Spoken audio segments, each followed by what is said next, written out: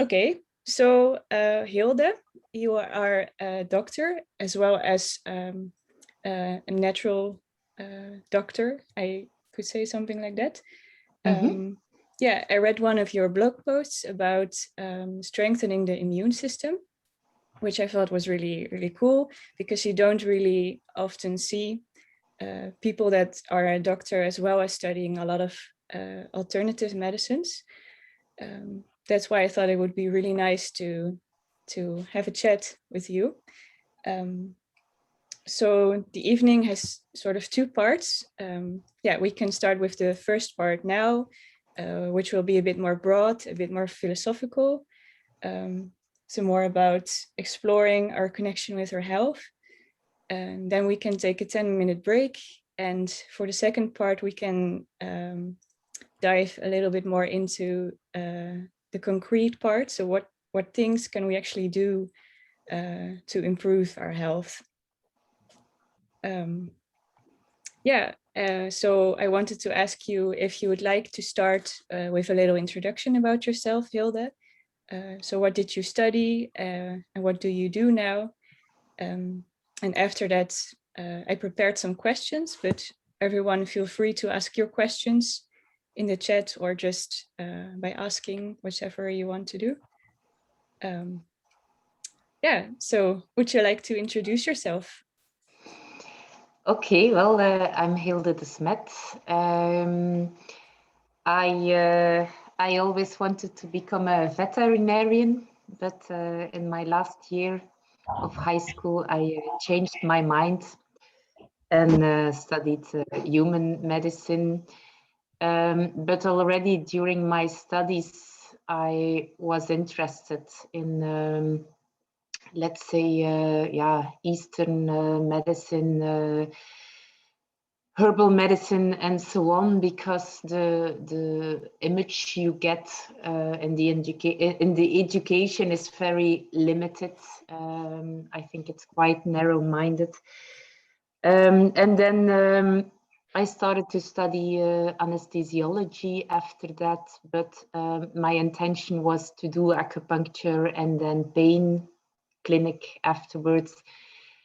But for that, I had to sit in the operation room for 5 years. So after 1 year, I quit and switched to general medicine as a home physician.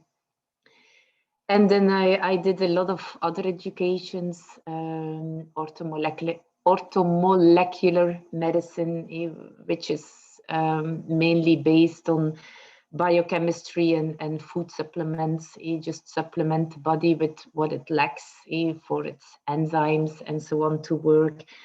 I studied Chinese medicine, homeopathy, herbal therapies, kinesiology, and so on.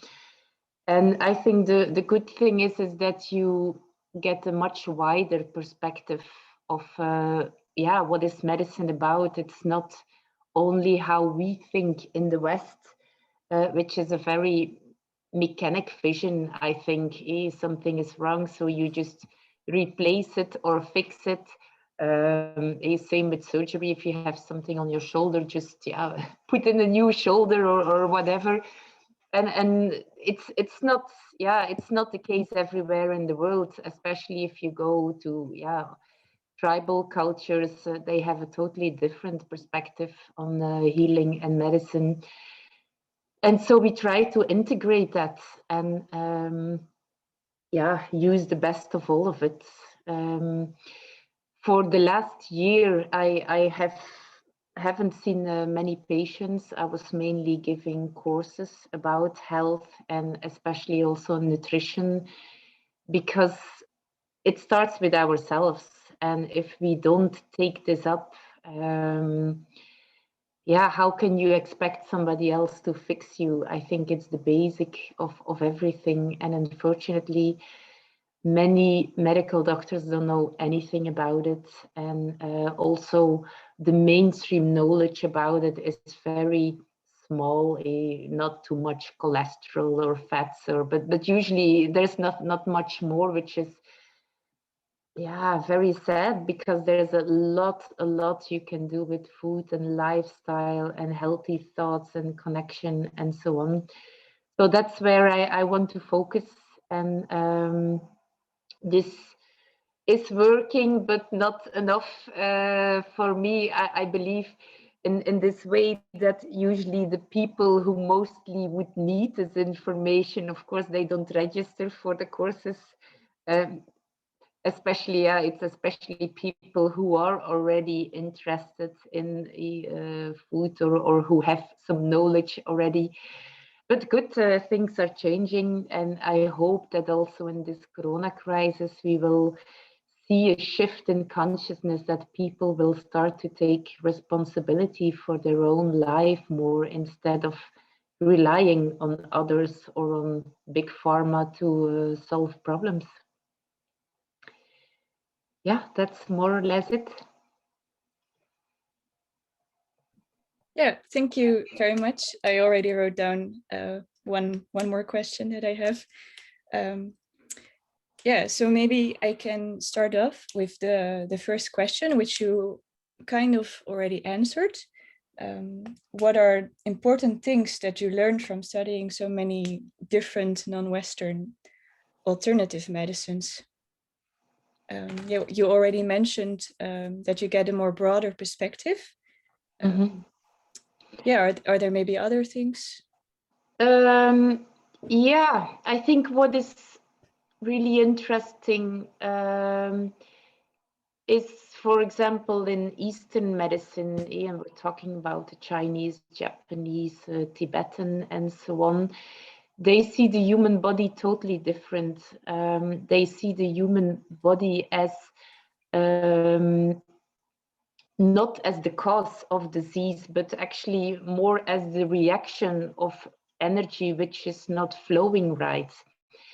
So it's a totally different perspective. They look also at which emotions are not doing well, which external factors, which can be very simple, like wind or cold or whatever, is influencing the system. And when they, for example, talk about the liver, they don't just mean the organ, but they mean a whole set of, which includes the organ, but a whole system actually, which has a certain tasks in the body, which is connected via meridians with other parts of the body. It's connected with emotions. Liver is often anger, frustration. And it's something we also recognize in our own language. We say, is there something on your liver? It's, I think, in the traditional in the proverbs, we see a lot of truth about what can be connected to some physical problems. So I think that's a main difference, is that you will treat the person totally different. Not you don't treat an organ, but you treat a person, and you start to look for where the energy is not flowing, and how you can sustain this, or make it better. And of course, there's also this important part again of herbal medicine and nutrition, which is again, the basics. If the body doesn't have the elements to heal itself, the ingredients, then it's much harder. So I think that's a very important thing. Acupuncture is, I think, only 1/3 of the Chinese medicine. The rest is more lifestyle and food and so on. And then, of course, if you study other systems, you get a bit confused, because every system has its other perspective.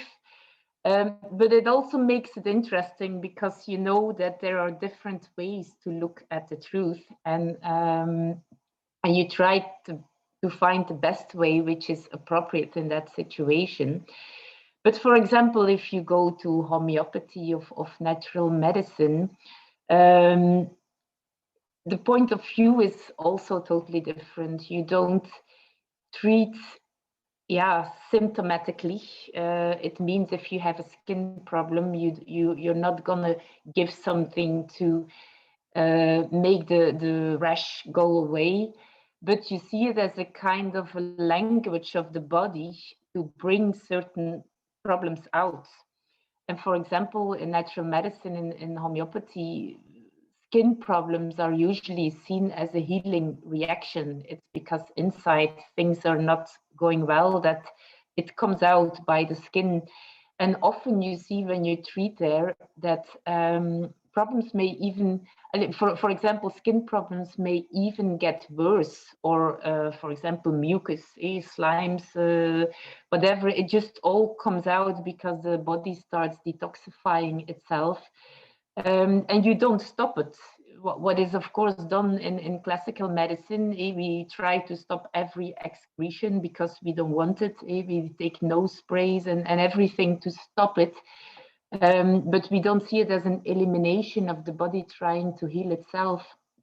While in natural medicine, we stimulate this process, in homeopathy also, and we try to get the healing from the inside to the outside, to help the body detoxify itself, to heal itself, also emotionally, because it's impossible to cure, to really heal somebody if emotionally things are stuck, so they go hand in hand. So yeah, it's a totally different view of looking at medicine. And then, of course, if you still go further and you go, for example, to more shamanic traditions, yeah, then the whole spirit world comes into picture, which even goes, yeah, a step beyond that. Of course, I guess we can see emotions also as certain spirits or things we have taken from our parents, grandparents, ancestors, and so on, things we still carry with us. So it's very interesting to see the human being in all these aspects. And so, yeah, I think it really broadens your mind, that's for sure. Yeah. Could you say it's also system thinking, or a more holistic way of thinking, versus the Western medicine, where we tend to focus on just one disease and say we fix this one? Yeah, I think that's how it is. In holistic medicine, you try to see the whole person. And if somebody's having marriage problems, it might affect also his health, or if people are suppressing things or whatever. And of course, in classical medicine, it's more focused on one thing. And I don't want to say it's all bad. Let's be very clear. If I drive tomorrow against a tree, I will be happy if a surgeon can operate me at that moment. So also, I think for pain medication, Western medicine is very strong. For acute problems, we need them, but for chronic problems, it just doesn't work to just look at one organ, because the medications they give will usually have a lot of problems at other organs. And so we see many people who take medications to eliminate the adverse effects of other medications and so on, because somebody with rheumatic problems, they will look at the joints, but they will not look further from what is going on there. Why is this body attacking itself? What is going on in the intestines, in the lungs, with the immune system? So I think for chronic pathology, classical medicine is, it's not the best choice, but for acute medicine, I think it is. So we need both, the best of both, I would say. Yeah, thank you. If anyone has a question or something they want to discuss or add, you can also write it in the chat.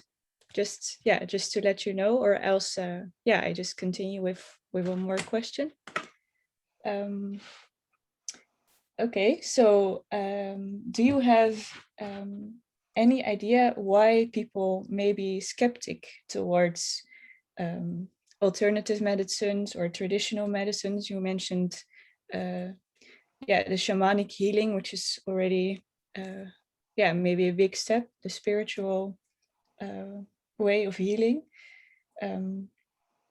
Yeah, do you have ideas why people might not want to try alternative ways? Well, first of all, and I didn't say it yet, I would like to say that I think it's fantastic that you people are here, even if it's just a small group. But it makes me happy that young people dare to ask questions and to try to help to make a better world. And I think it's very special because you are the future and we are all these already. And let's make it very clear, have we done it well? I doubt it. But what is actually happening, and I think it's very, enlarged now and very clear during this Corona crisis, is that people are very stuck to one model of reality, one view of reality. And what happened in complementary medicine, or at least for some part of it, is if you look at the history, at the end of the 19th century, and of course they're not the only ones, but what has happened or what had a big influence was that the Rockefellers, they became very powerful in the oil industry, and they brought on the market also oil-based therapies for cancer and so on. And as they were making a lot of money with it and with their industries, they also started a few universities and gave money to some other universities like Harvard and Johns Hopkins and so on. And after giving more and more money, they got also influence in other universities in European universities and so on. We're talking now about the beginning of the 20th century. But as much money was coming in, and as they wanted to sell their products, they also changed a lot of the curriculum of the stuff that doctors had to learn. And so what happened is that over the years, the whole herbal medicine, which has been the main medicine for, let's say, the last 5,000 or more years, was completely eliminated. I think mostly because there's no money to earn with it. If you can create something chemical and you can sell it, you can make a lot of money with it. On a herb, you cannot have a patent. You cannot sell it as your own, as somebody else can sell it, or you can grow it in your garden. And now we are 100 years further, and it's very clear that as well the doctors as many of the patients, they have taken this view as normal. That's how they learned it in university. There's nothing told about natural medicine. They just learn about all the pharma-based therapies and so on. And if you just hear it enough, you start to believe it. And of course, what is also of influence is that with classical medications, a lot of studies are done. Well, let's be clear, studies cost a lot of money, and every professor, which, however, he may have good intentions, he just needs finances. And it's very clear who provides the finances in the universities a little bit, but every great study is done with the finances of a pharmaceutical company. And this doesn't happen with herbs either. You have small studies and so on, but then of course now everything has to be scientific. So they say, well, we don't have enough evidence, and so on. And so people are so much focused on science, but they don't see how science is influenced by, let's be very clear, by the money flow. And of course, we have less evidence about herbal medicine and so on, but we have, on the other hand, the tradition, which is thousands of years old and which has proven its efficacy, even if you don't do double-blind studies and so on. And it's very clear that when an idea grows and it grows for tens of years, and let's say now it's almost hundreds of years, then it becomes normal. It becomes the truth, and many people don't want to consider the idea anymore that there is something else and that our ancestors were not only primitive farmers who didn't know anything about medicine, but that they also had their own tools, and which sometimes work better and sometimes not than what we have now. So I think that's what mainly has happened. And the problem is, if you don't learn it in school, if you don't learn it in university, if you don't learn it from your parents or from television, it just doesn't exist anymore, and it's charlatanism or bullshit or not scientific and so on, and that's a real pity.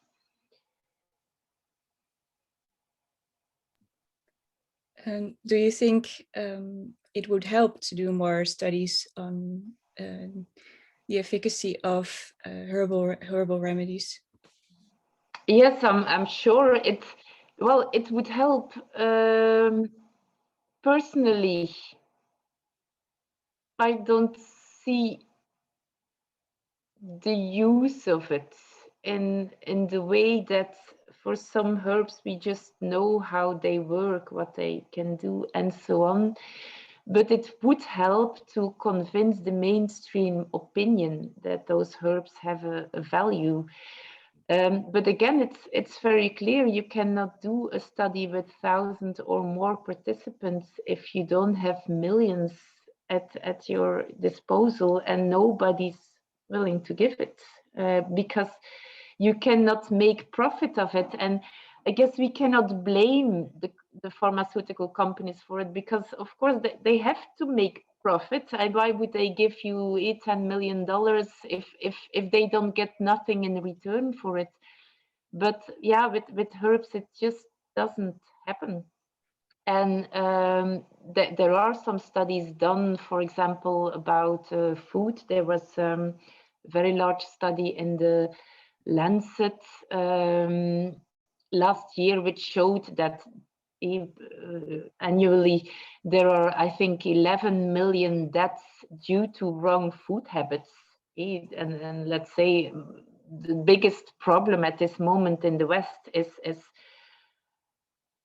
a too good life. Let's be very clear. So this study in the Lancet, and the Lancet is one of the most respected medical magazines. But even that, it just doesn't make a difference. Again, why it's not implemented? So this article says, and it's not in education of the medical doctors and so on. But let's be very clear, nobody's interested in food. And now we have, if the numbers are correct, and I can give another lecture about that, we have 2,500,000 corona deaths. About the 11 million who have died because they are eating wrongly. Nobody cares, because there's just no gain in it. And so yes, it would be of use, but I think we will really have to make a shift, and I do hope we're getting to this new age, if we can say it like this, that people will more start to do things out of idealism and just for the good of everybody, and maybe also finance in this than just like to get profits and to help yourself with it. So that's the answer. Thank you. We also have a question from Lois, but maybe we can do it in a second part, because she's asking for some examples. Yeah, then I can ask maybe one more question that is maybe the opposite of the one I just asked. Do you also meet people that don't have faith anymore in Western medicine and just say, okay, well, for me, it doesn't work anymore. I don't get better. I just don't believe it anymore. They lost faith in that. Do you also meet these people? Yes. And I do think that it's also not correct in this way that if you're against something really, it also means an imbalance. I do believe that the truth is like a diamond which has many facets and you can look at things in a different way. And as I said, I do believe that classical medicine does have its value and that you sometimes have to know when to do what. I also know that many classical medical doctors, they do have good intentions. The only problem is, and now in the COVID, I can really become angry about it. Some are just, I'm sorry to say, too stupid to just look further than what is told to them. And as I said, yeah, if you want to broaden your perspective, you have to study more than what you learn in university and medical school. But it doesn't mean that the classical medicine also has to bring things. And I know, for example, I had a patient a few years ago who had a melanoma, like a skin cancer on her finger. And we tried with herbs and everything. She was living very healthy. And I mean, it was very clear she would have been best with surgery, but she just didn't want to, absolutely not. And for me, that was, I think, the main blind spot, maybe why she was ill, because there was some, yeah, maybe even some traumatic view on classical medicine from, oh, they will mutilate me and they will kill me and whatever the story inside your being might be. But good, in the end, she died, and it was her choice. And what I do believe is that everybody has the free choice to choose the life they want, as long as you don't harm other people, I think, or the environment. I think both are together. So if that's the way she chooses, it's fine. But as an, yeah, let's say, as I was helping her and advising her and whatever, I could see that at a certain point it was just good to also consider the classical techniques, but she really didn't want to, and emotionally she didn't want to go to that pain or that part what really was, yeah, creating so much resistance. And yeah, I believe that she chose to die.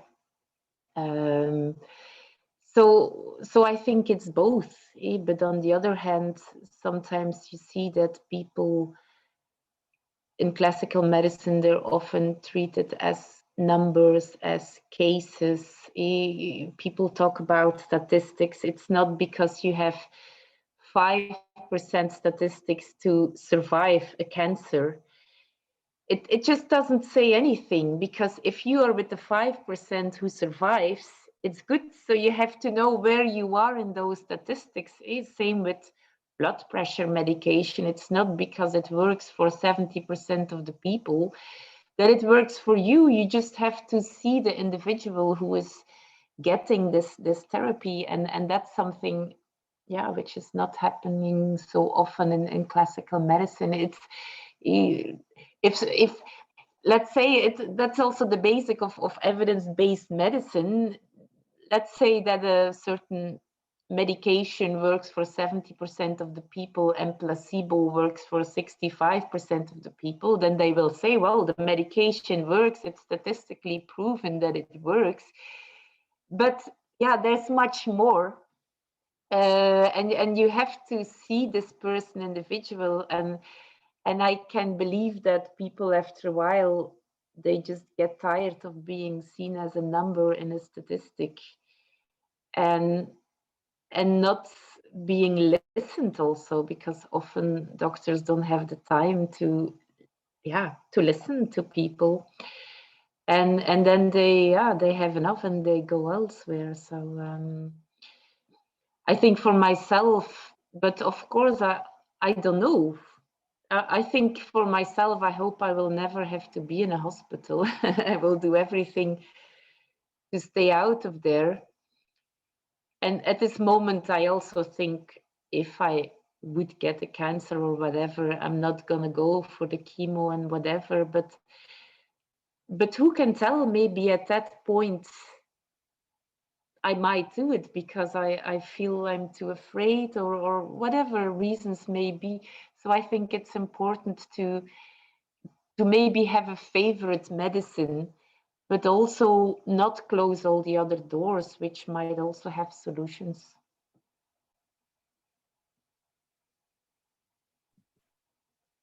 Yeah, it's interesting.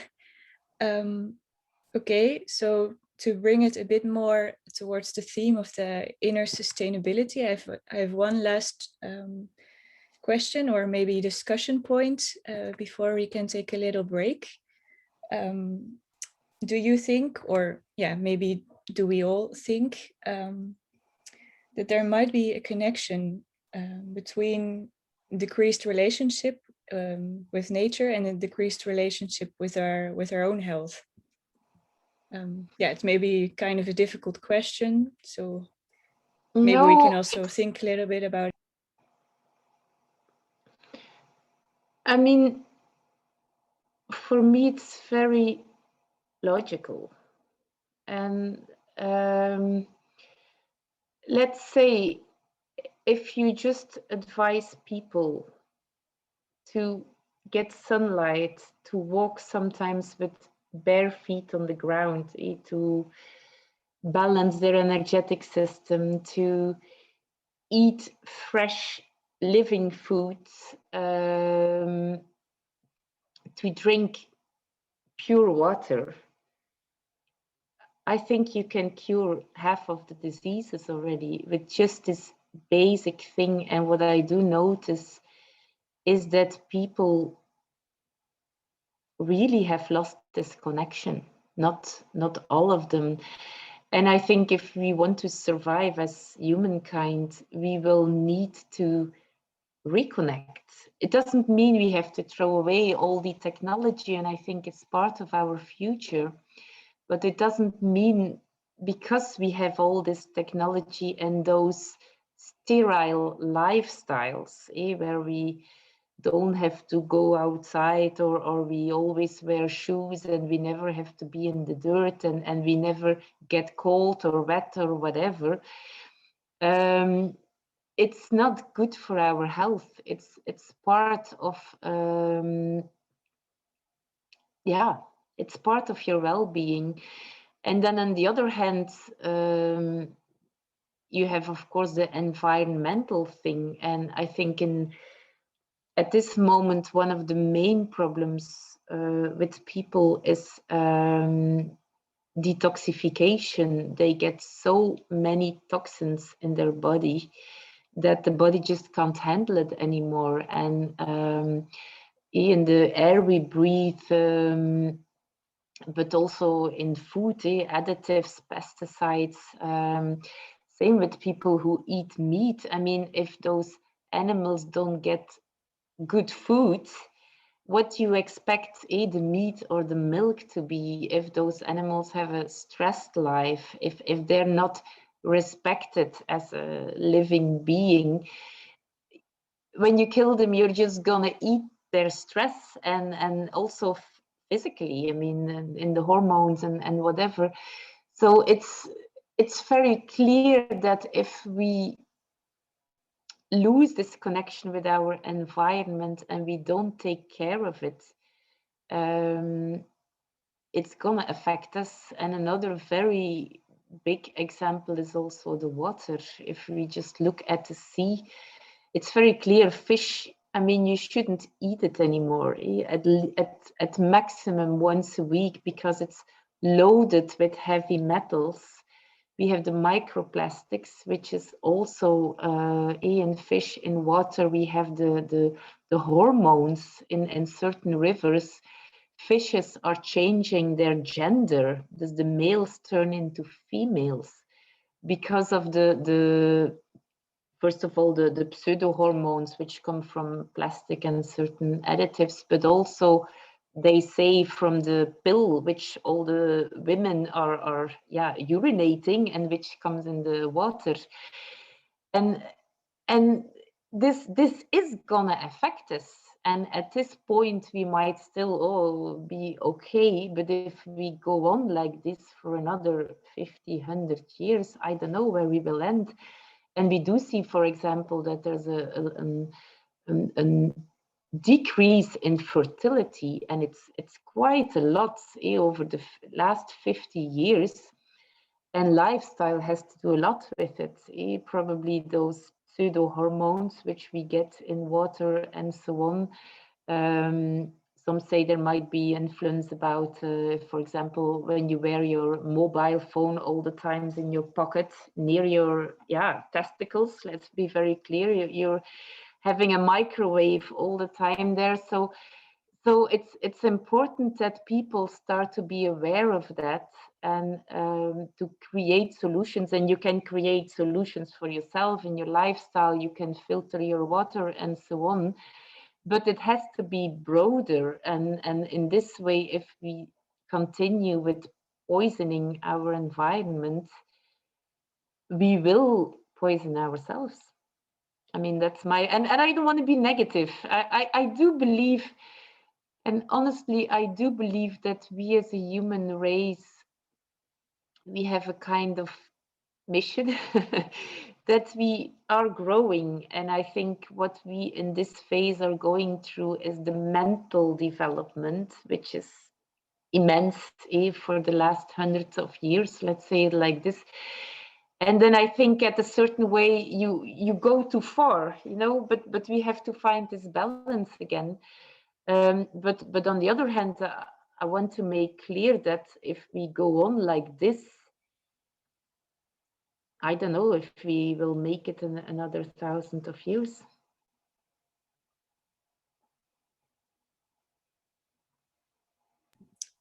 Okay, that's maybe not so positive point to take a break, but I think it's a good idea to have a small 10-minute break. Would that be okay? But sorry, I just want to say something, is that I think a lot of things are happening already for the environment, and before things are changing, the consciousness has to change. First of all, you have to be aware of it. And then I think typically comes this feeling of helplessness, like, what am I gonna do to save the world? I'm just a small person. But then you see that people are taking steps, small steps, less plastic bags, buying biological food and so on. And let's be clear, 10 years ago, when you went to the supermarket, there was no biological food in the supermarket, and now you have a whole departure. So it is coming, it goes slowly, but I think it's important to see the problem, but on the other hand, also take small steps to solve the problem in your own life, and in this way try to inspire other people to do the same. And I do believe that we will get out of this. And if we have all this technology to fly to Mars, we will also have the technology to clean the ocean. The problem is that the priority isn't there yet. So I don't want to be negative, but it's just important to be realistic, that if we just be complacent and silent and not do anything, then yeah, we're not heading to a right future. Okay, now the Yeah, break. thank you very much. Yeah, it's good to know that there's also light at the horizon. So welcome back, everyone. Yeah, I hope you had a good break. So in the second part, we can try to talk a bit more about the practical stuff. So what can we actually do? But I thought maybe we can do Astra's question first, if that's okay with you. It is in the chat. Yeah, I can read it. Could you elaborate on the connection or effect of emotions and thoughts on health? As you explained that emotions are also linked to organs, for example. How do you see this connection and how it is treated or included in treatments? There are different ways. Let's say, for example, in Chinese medicine, when you will work on the liver energy, for example, you will free some emotions, let's say it like this, and just because you make the energy more flow, also emotions will flow better. But of course, there's also the inner work. And as I said, if people are totally blocked, let's say, in their work and they're not happy there and they have stress all the time, then it might be necessary to just decide to change your job because it's just making you sick. So it's not always, sometimes you really have to be willing to look at that part and work on it. There are therapies who are working more profoundly in this. For example, you have the Nieuwe Germaanse Geneeskunde, the New German Medicine of Hamer, where they really go look for a trauma that happened at the beginning of a disease. For example, when you become allergic, it might be that you have fallen from your bike and whatever, small things. And then there are different ways to treat it. Sometimes already the awareness of where the problem comes from can already create a kind of a healing reaction. Sometimes they work, for example, with emotional freedom technique. It's an emotion where you will tap on certain acupuncture points while you bring up, while you think about this trauma or this emotion, which again may change the program in your system. The problem is that we humans, we always repeat a program. We have once had something which was not so nice, and every time we come in a similar situation, we think because of the memory that it might happen again.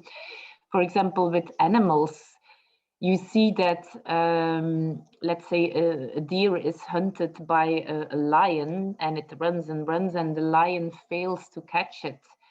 What you see then in nature is that, my cat is hungry, I think. What you see then, what happens in nature is that the deer, as soon as it gets rest, it starts shaking for like 10-15 minutes, just shaking all the stress out of the system, and then it just starts grazing again. So the let's say the tension is released, and it can move on with life.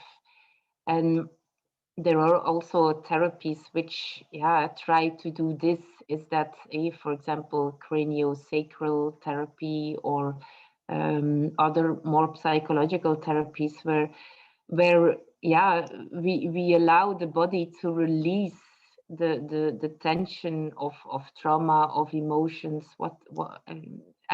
and so on.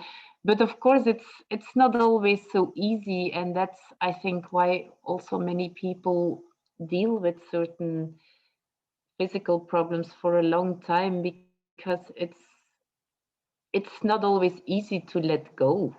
And if somebody once hurt you very much, or you went through divorce or whatever, or a boyfriend told you bye bye and treated you very badly, it's not always you have to be ready to let go of that part. And but I can only say that until you reach this point, and I do believe that every human being has the possibility to let go at a certain point in his life, that only then the real healing can occur. And in the meantime, you can, let's say, lessen symptoms, and you can facilitate, and you can support the body with supplements and acupuncture and whatever.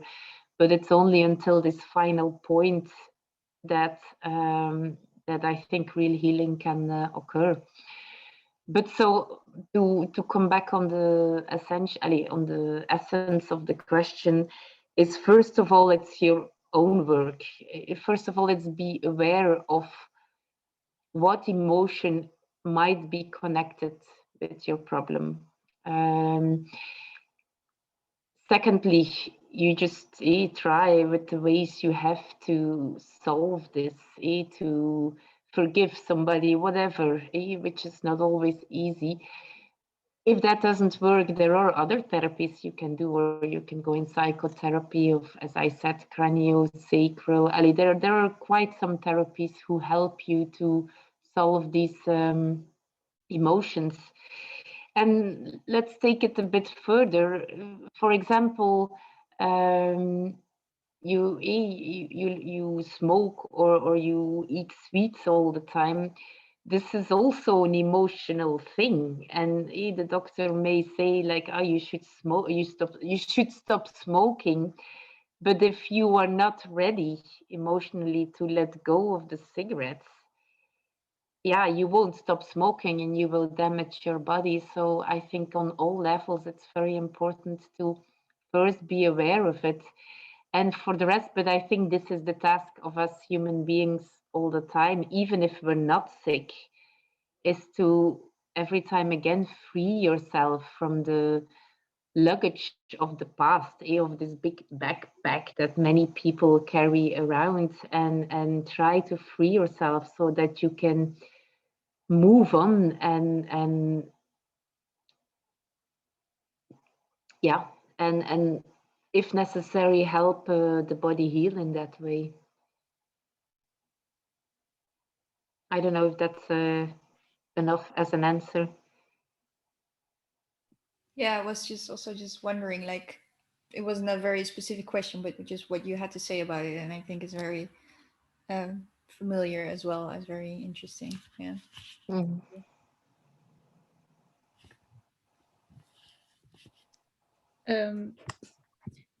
Yeah, so maybe I should bring it a bit more towards the practical. What can we do? Yeah, I see Lois has two questions. Do you have some examples of traditional ways of treatment? Well, as I said, for example, a natural medicine, I will come back to the liver. For example, if you have many headaches or acne, and you're not feeling well, and the digestion is not well, you will, for example, start to detoxify the liver. You have certain herbs which can do this, like artichoke or ramenas, or I don't know the words in English, Maria distal. There are quite some herbs you can take. Also, you have complexes which you can just buy in a natural health store or in a natural pharmacy. And what you often see is that the headaches, they disappear, and they just came up because people can't rid of their toxins. Same with other skin problems, allergies, for example.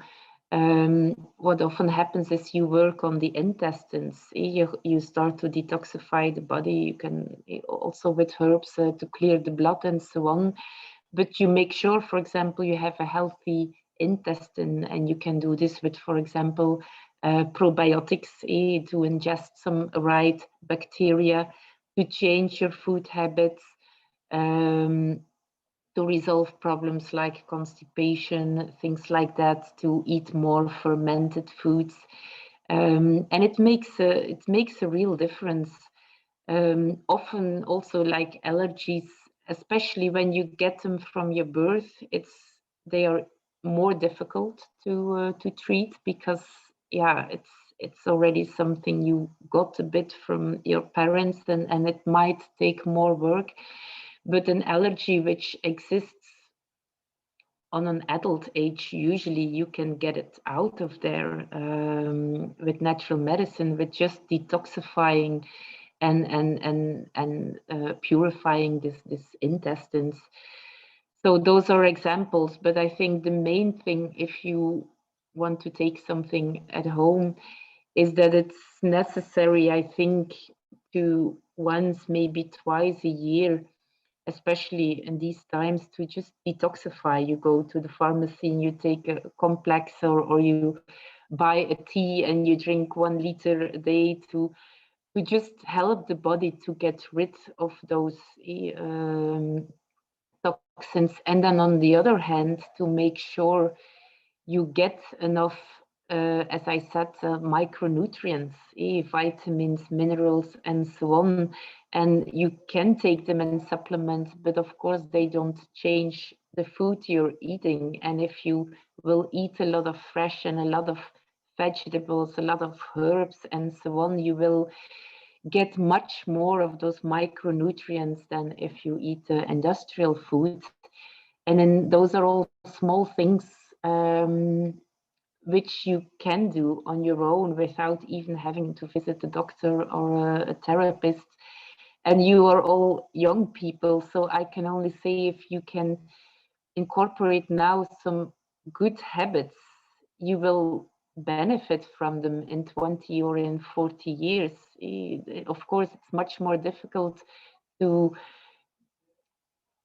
if somebody of 60 becomes sick and he has been living not so healthy for 40 years, it's much more difficult to get this system working than if you're young and you still have more credits. And I can only say now it's the time to really know that health is not something evident. It's not, well, it is given to you, but if you don't take care of it, you might lose it one day. And I think it's important to realize this, and to be aware that everything you put in your mouth or in your body, it will have to stay somewhere in your body and do something, and you might not notice it. And many young people, also myself, when I was studying, you drink cola all the time and eat chips and whatever, but and at that time you don't feel it. You have a lot of energy and health and so on, but after some years you might feel it. And so I can only say, and of course sometimes you can have junk food and so on, but just try to be aware of it, that the sooner you can start to adopt a healthy living, the more benefits you will have from it when you are older. So maybe a traditional way of treatment also is just taking proper care of yourself. And absolutely. It's not that simple. Let's say some diseases, to live healthy is not an insurance that you will never get sick. I think that's clear. There are some things which we cannot grasp also with our human mind, from why is something happening, or also children who are born with diseases or whatever. There are more things than only healthy living. But let's say that you can increase your quality of life a lot with taking care of yourself, of your body, of your emotions, of your spiritual connection, and so on. And you will definitely decrease the chance to become sick. So and in the end, you may not have to go to a doctor once. I mean, if you can really take care of yourself, and maybe that's also one of the reasons, to come back on another question, why this system still exists is, well, if everybody's healthy, there's no profit anymore. I mean, let's be very clear. And I know, first of all, from the industry, it's very often that same with, for example, the cholesterol pills. Well, those references always change, and where you 20 years ago you could have 250 in your blood, now you have to be under 190. Well, it's very simple. It's only profit. But even for doctors, I mean, a surgeon who cannot operate, yeah, so and they think, oh, why not? We will solve this problem if they would invest more in preventive medicine. Some would lose their reason for existence, and that's also a reason why it maintains itself. Mm-hmm. Yeah, so if I now maybe can combine the question that Lois is asking with one of mine, what do you think could change in mainstream healthcare to make the holistic view of health more accessible and applicable? And what I was wondering was, what can we do for the people that need this information more but don't really have access to it? So how can we make this more known? That's yeah, a difficult question. I think the first thing is live by the example. And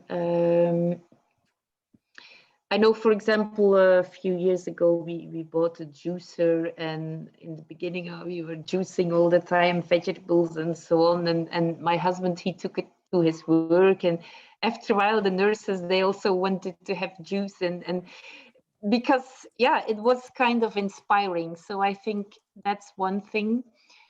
The other thing, what helps, of course, is what you have already in the Netherlands and not in Belgium, is that certain health insurances pay back alternative treatments, which is, or for a certain amount of supplements and whatever. I think that's also welcome, because it costs money, and if you all have to pay it yourself, while classical medicine is as good as for free, yeah, for some people the choice is made.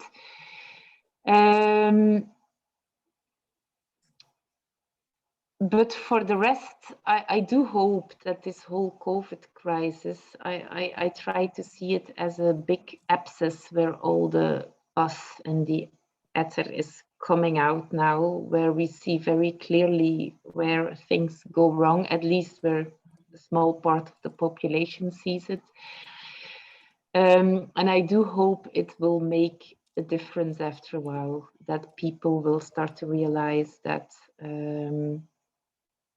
yeah, they won't be saved from the outside if they don't take their own responsibility. But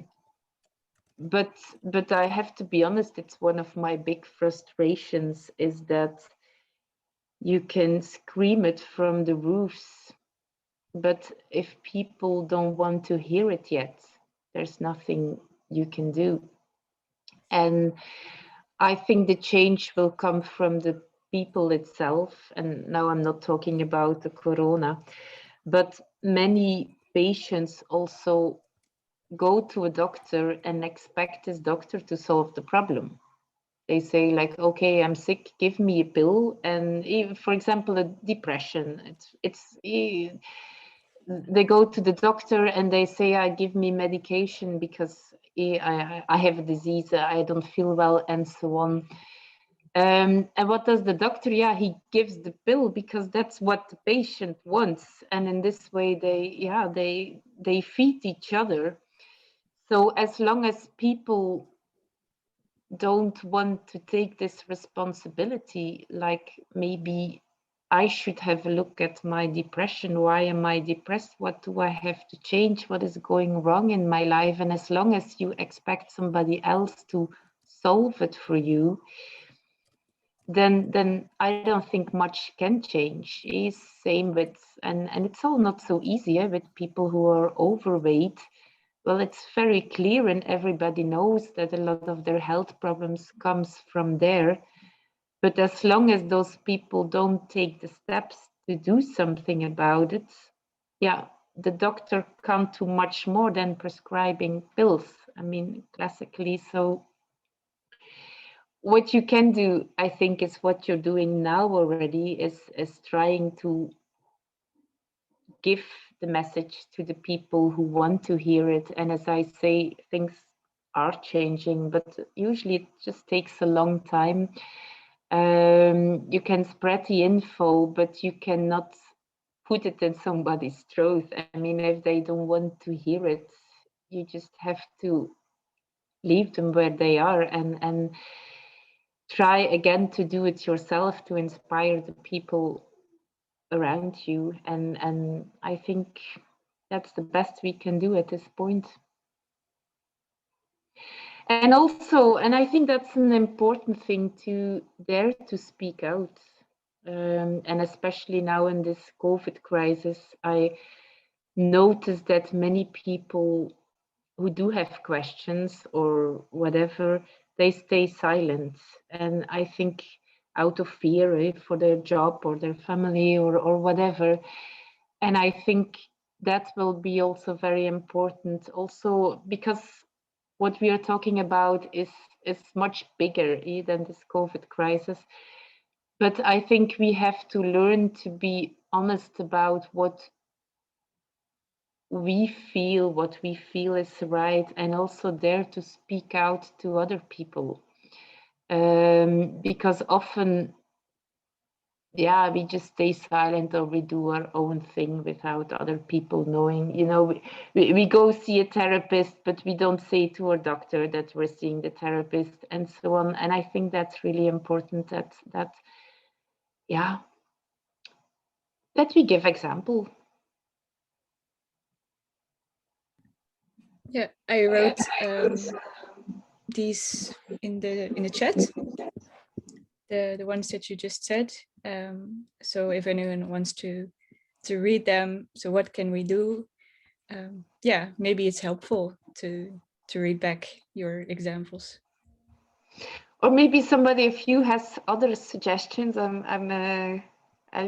open to hear them.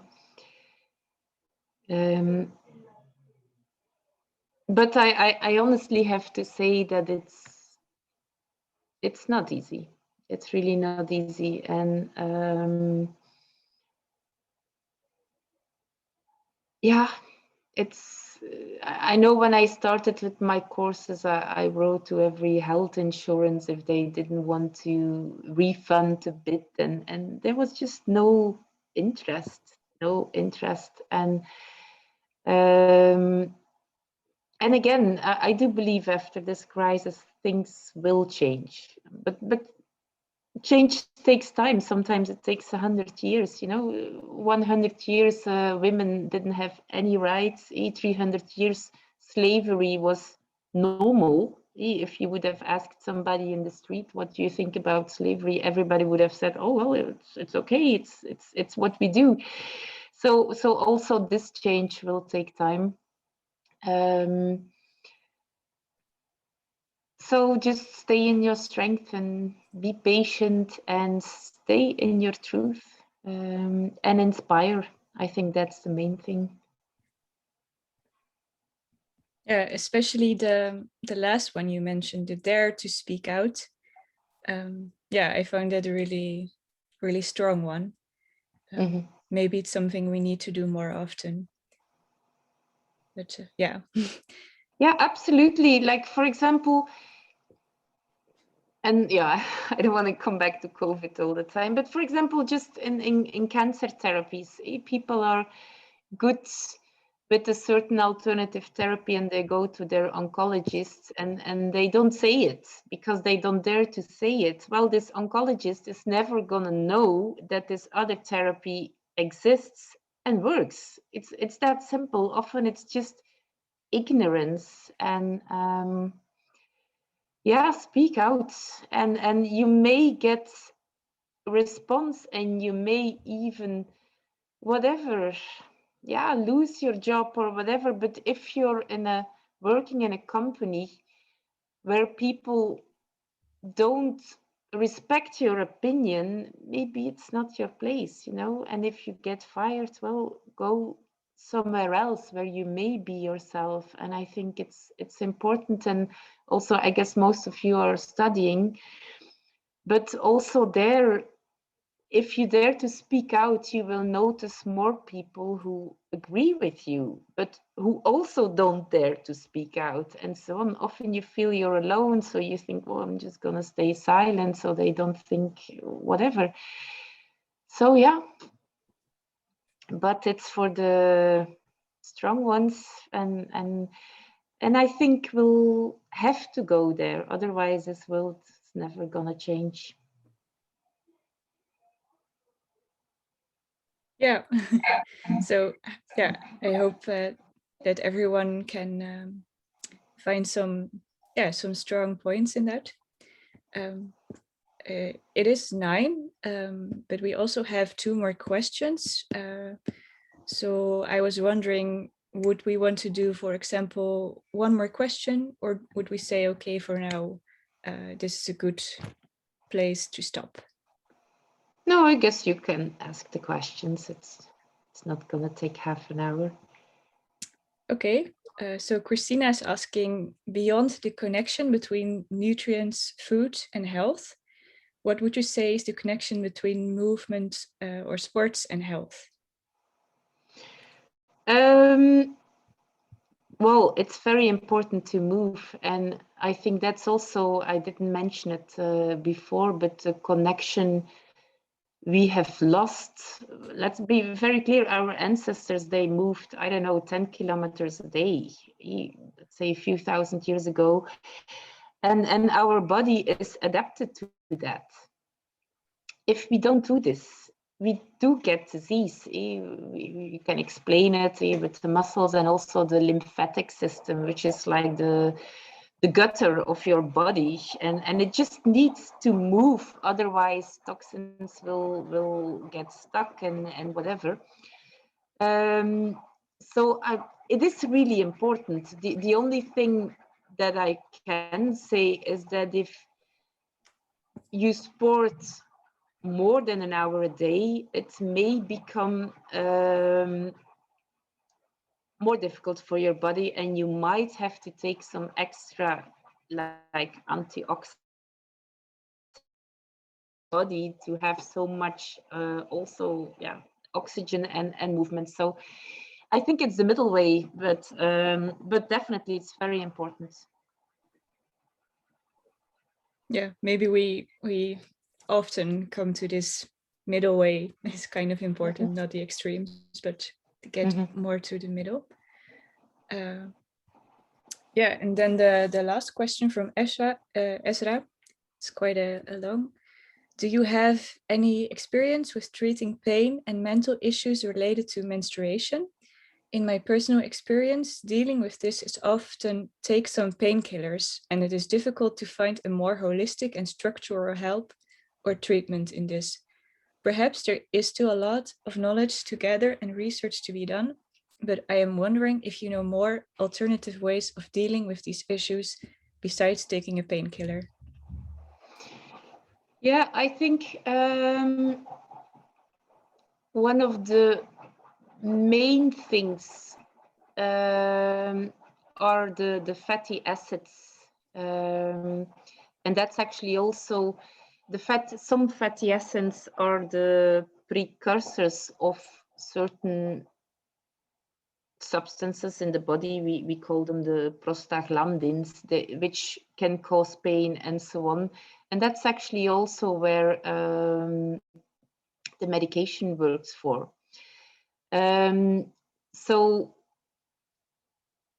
I'm gonna say some things. If you like, I'm also inviting you to my course about the evening about fatty acids.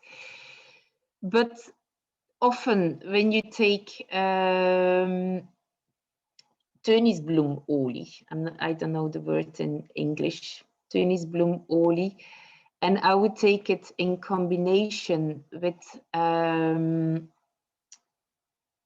omega-3 fatty acids, but I myself, I'm not a big fan of the fish oils, so usually I go for like algae oil. You have, for example, the Neptune krill oil. You also have linseed oil, which is a good source of omega-3. Also spirulina, for example, contains a lot of omega-3 fatty acids. And you have to take them enough, like 3-4 a day, and you have to take them long enough, 3 to 6 months. The fatty acids need time, but it can already change a lot. And for the rest, I also know that, for example, acupuncture works also very well on menstrual problems, so that's also something worth considering. And for example, lavender, but of course that's more symptomatic. Lavender, for example, the essential oil, and you can only take 1 or 2 drops orally a day, but it also works on the muscles to help them relax. But I would take them in combination with the fatty acids. Yeah, I also heard magnesium is quite important, and zinc for the hormonal balance. But yeah, no, definitely. For the cramps itself, is magnesium definitely a thing. Zinc is very important. I don't know if it will really work on the cramps, but it's essential also for the male fertility. It's one of the, I didn't mention it, but one of the reasons is that many people have not enough zinc, is that one of those infertility reasons. No, definitely you can minerals.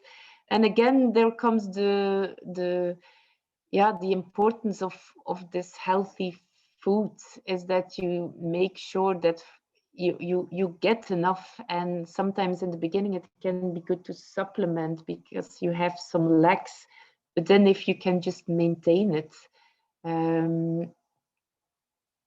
you will have less problems in the future. And I know for myself, I don't know why, but I never had problems with my menstruation. Then at a certain point I did, and I kind of linked it, but I'm not sure, to a vaccination I got for hepatitis B, but I'm not sure. And then I was looking for years and doing things and whatever, and now it's gone. It's all gone. So I really want to say it works. Sometimes you have to look a little bit, and you have to try sometimes different things that you say, but I would start with this, take the magnesium also. And after 6 months, you can reconsider, did it work or not? And if not, you can try something else, but you can definitely get rid of it. does that answer your question? Yeah, I think it's also kind of like a frustration that I notice also, among friends, that when you go to the doctors and the mental problems, and it's just not very, it's like, oh, it's your menstruation or whatever. And I think, okay, but there's probably more to it, how you feel, but also your food. And I think there's a lot more that you can do, but also a lot more that needs some attention. So sometimes it feels like well, for me, it was a male doctor who told me, and that just felt like there was a disconnection between the treatment and how I felt. So I was also curious about yeah, just to get a different perspective on that besides the doctor and my own experience. Well, if especially it's also the emotional thing, then I would definitely advise acupuncture also. Then it's often they call it often the liver cheese stagnation when it's premenstrual, when you're like it doesn't flow and so on. That and then the fatty acids are more actually for the pain, for the cramps and so on. But I think it's definitely a good thing, and it's right. Yeah, the medicine doesn't have answers for it. They just say, oh well, take a pill and and it's over. But of course, yeah, it's just suppressed, you know. So but yeah. Yeah.